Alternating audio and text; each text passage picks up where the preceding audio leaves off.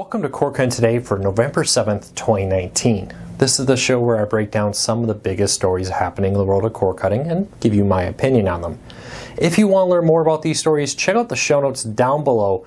I'll put a link to each story there so you can read about them for yourself and let us know what you think. We'll love to hear from you. If you're new here, do me a favor, hit that subscribe button, hit that thumbs up. We would really appreciate it because it lets YouTube know you enjoy what we do here. And hopefully we can help you break free from the high cost of cable TV and still watch the shows you enjoy.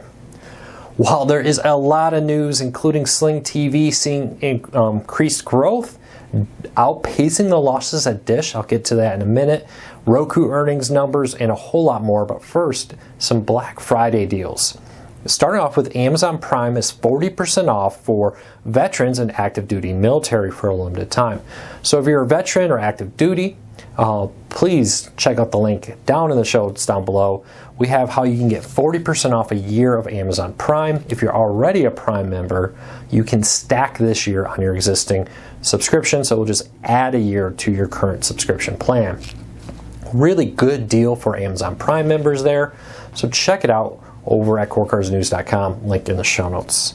A few other deals. Amazon has announced their Black Friday deals. It will include a $19.99 Fire TV stick and a $24.99 Fire TV stick 4K and some other deals that will be going live later this year. But Target, actually starting tomorrow, will have some of these deals live, including a $29.99 Roku Stick Plus, a really great 4K HDR streaming player for $29.99, a 65-inch 4K HDR Roku TV for $279.99, and the Fire TV stick for $19.99, or the 4K one for $24.99. That starts tomorrow. They say limited quantities in this pre-Black Friday sale. You can pick some of these up online. I think you can even add them to your cart right now. Check out the link in the show notes down below if you want to get in on that. And let us know if you find any other great cord cutting Black Friday deals. Go to cordcardsnews.com, click on the Contact Us, and include a link if you can. That's really helpful. All right, New Jersey could be the first state to ban hidden cable TV fees. A New Jersey legislator has introduced a bill that would force companies like Comcast to include things like regional sports fees, broadcast TV fees, and more as a part of their advertised price. These are fixed fees that Comcast knows about, but they don't include them in their advertised price, and this New Jersey lawmaker is pushing to force them to do that in kind of a truth in advertising type bill. There's been several of these pop up over time, but so far they haven't been successful in becoming reality of a law. It'll be interesting to see if this one does. Let me know, do you think Comcast should be forced, not just Comcast, all pay TV providers, Dish, DirecTV, and more, should be forced to include these prices in their advertised price, especially when they're a fixed rate that these people already know. You know, things like broadcast TV fees and regional sports fees are pretty-well set. It's not like it's something that varies depending on your street, especially when you're marketing in a place like New Jersey. So let me know what you think of these. I'll be very interested to hear. And with this bill, it would make it much harder for them to try to break out a lot of these fees and hide it. So do you think this should become law? I'll be very interested to see if this gets anywhere. But it's good to see more and more of these type bills pop up, more and more people pushing for what some people call a truth in advertising type bill. Speaking of Comcast, the Department of Justice is investigating Comcast and Starz over their dispute. So Comcast is dropping Starz from their high-end plan and could drop Starz overall. Comcast reportedly has been a little upset about Starz launching a direct-to-consumer streaming service through like Amazon channels. You can now subscribe to Starz. And so they're going to remove them from their high-end packages and replace it with Epics, if I remember correctly. And now we've even been told by Comcast employees that they intend to completely drop Starz in December when their contract ends. Now the Department of Justice has sent requests for information to both Comcast and Starz, according to the New York Post, and is doing a, quote, informal investigation into the two. This could be very interesting. I wonder if this will change things, right? You know, they may have been planning to drop Starz, but with the Department of Justice over them, would that change Comcast's thoughts? Comcast is saying, hey, These are just typical business negotiations. They happen all the time. But for some reason, this negotiation with Starz has really brought the attention of some lawmakers. Some senators have requested the Department of Justice to investigate this. And we'll have to keep a close eye on that. I'd love to know what you think. Should the Department of Justice even be involved in something like a negotiations between Starz and Comcast? Or do you think there may be something unfair happening here? Maybe? Is there a reason why the Department of Justice should investigate this? Leave me a comment, let me know. I'll love to hear from you. We got a lot of news today, so I'm going to try to go a little bit quick here. Next up, cable TV is losing 4% of its subscribers year over year, according to Fox's CEO. So yesterday, Fox's CEO announced that pay TV providers, even with the growth of streaming services like Frndly and Sling TV and Hulu and more, is losing 4% of their subscribers year after year. And this is kind of a warning sign, because there's been a lot of talk, oh, well, we'll offset the decline of cable subscribers and satellite subscribers with streaming services. That doesn't seem to be happening. Fox's CEO says year over year, 4% of subscribers are leaving pay TV. May not sound like much, but that quickly adds up over time, especially when you're talking about millions and millions of subscribers. Losing 4% is a significant number there. But there is one bright spot here. Sling TV today announced that they added 214,000 subscribers, and it actually offset the losses that Dish had. So Dish Satellite lost, I believe it was 66,000, and that means Dish overall added 148,000 TV subscribers based on the fact that Dish, as the Sling TV division, outpaced the losses of Dish TV. This is very interesting, especially when you consider that AT&T lost over 1 million subscribers, that both AT&T TV now lost subscribers and their DirecTV U-verse customers lost subscribers. Very interesting. Dish is showing, hey, you can find ways to compete in this current market. You can find offsetting ways to do that. Discovery, during their earnings call, had high praise for what Dish is doing. Their low price Sling TV packages that allow people to build a little bit of what they want.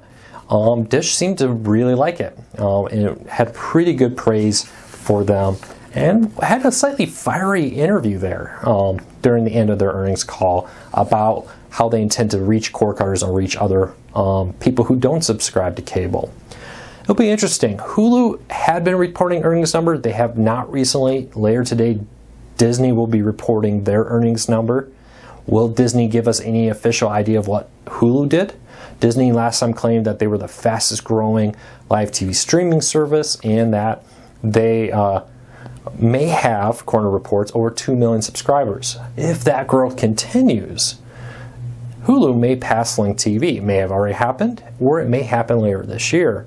We'll see. Even with the growth of Sling TV adding over 200,000 subscribers, Disney made it sound like Hulu is doing even better. So we'll maybe get more information tonight when Disney reports their earnings this afternoon. Make sure you follow CoreCarsNews.com. We'll post what we learn. All right, speaking of Disney, Disney is removing on-demand content from cable customers ahead of the Disney Plus launch. So if you're, even if you're using something like YouTube TV or Hulu, and you log into your Disney apps for like Disney Junior and more content, you may notice some TV shows have been removed. Disney is removing shows that are going to be moved over to Disney Plus, it appears, as Disney starts preparing for the launch of Disney Plus next Tuesday. It'll be very interesting to see what happens here with the launch of Disney Plus. So let me know, does that bother you? Are you a little upset that your cable subscription or your streaming subscription has less Disney on-demand content now? Let me know. It's definitely one of those stakes in the argument to just go back to cable and get everything. Because here's an example of, hey, streaming has the Disney content now that your cable provider can't give you, at least when it comes to on-demand content through like the Disney app. So let me know. Jumping back to Discovery, Discovery plans to continue their expansion into streaming. They were very aggressive in their earnings call today that they want to reach not only cable subscribers, but cord cutters. Of course, we've known about the Chip and Joanne Gaines streaming service that's coming next year in 2020. They talked about launching a streaming service focused on cycling globally, and said they will be basically aggressively, in my words, moving into streaming as they try to grow. They'll be launching another studio for the brand new Discovery Food Network kitchen streaming service in Las Vegas that will allow them to produce even more content geared towards streaming, and that they will continue to launch more and more streaming content in the future. So let me know what you think of this. What do you think of Discovery expanding more heavily into streaming as we learn more about that? What would you like to see Discovery offer? There have been long rumors of this like $6 a month type package that would get you a ton of Discovery content. Maybe that's coming. Maybe they continue down the road of, hey, if you love the Food Network, we're not going to give you the Food Network content, but we can give you even more Food Network content that doesn't air on Food Network through this. We'll see. They've also been heavily launching internationally. Why give their content to another provider when Discovery could go direct to the people in those markets? I would expect to see them to do more of that in the future. So let me know what you would like to see Discovery do and what you think of their streaming strategy. Discovery so far in this earnings quarter has been the most bullish, I guess we'll say, on the idea of streaming, that, hey, we're going to be really aggressive in reaching more streamers and do more cord-cutting friendly things. All right, speaking of streaming, Roku announced their earnings yesterday. Revenue was up to $260.9 million, a great jump in revenue. And active Roku accounts are now 32.3 million. This is a 50% jump in revenue from third quarter 2018. And a lot of this came on the growth of ad-supported streaming and subscriptions, though streaming players continue to do well, but majority of their money is coming from the ads you're seeing now, and at least the majority of the growth, and the subscriptions you do through Roku. So Roku has long been this idea of, hey, we'll give you a cheap streaming player, we'll make some money on ads, and they'll make their software very cheap to TV manufacturers, and we'll make money off the ads on it. It seems to be playing out for them. Roku did say that the growth of ad-supported streaming is growing faster than traditional subscription-based streaming. So very interesting. I'll be interested to see how this plays out. Did you buy a Roku? Have you started using new free streaming services like IMDb TV or Stir, which recently launched? Of course, the Roku channel has been expanding left and right. Roku's definitely been growing on that. So let me know what you think of the growth of streaming and what you think of the growth of ad-supported streaming. Also, don't forget, if you are active duty military or a veteran, you can get 40% off an Amazon Prime subscription, limited time deal for Veterans Day. So don't wait. Link in the show notes down below. And there you can stack that on top of your current one. So my wife served a long time active duty, and we will definitely be taking advantage of this. I would encourage you to do the same if you want Amazon. If you don't want Amazon, don't take advantage of it. But I hope you all have a fantastic day. Dish earnings call coming up later today. Disney numbers coming up later today. We'll let you know everything we learn over at CoreCuttersNews.com. If you find any cord-cutting news, or if you find any Black Friday deals for cord cutters, go to CoreCuttersNews.com. Click on the Contact Us, send us an email. We'll love to hear from you. I hope you have a fantastic day. Don't forget to hit the subscribe button and the thumbs up. We would really appreciate it. Take care, everybody.